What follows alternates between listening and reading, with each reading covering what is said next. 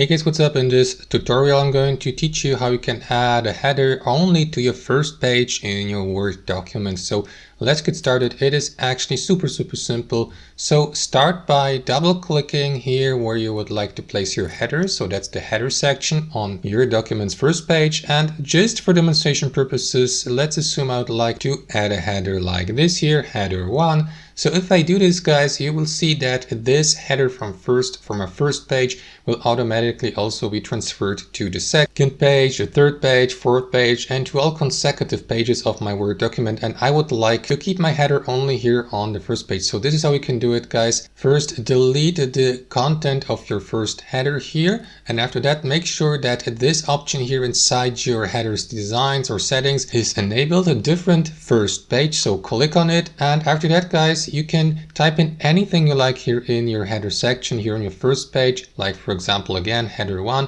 And as you can see, if I close the header section by clicking on that button here, the content of my first header will not be transferred to the second and to any of the consecutive pages. So that's how you keep your header only on the first page. Thanks for watching and have a fantastic day.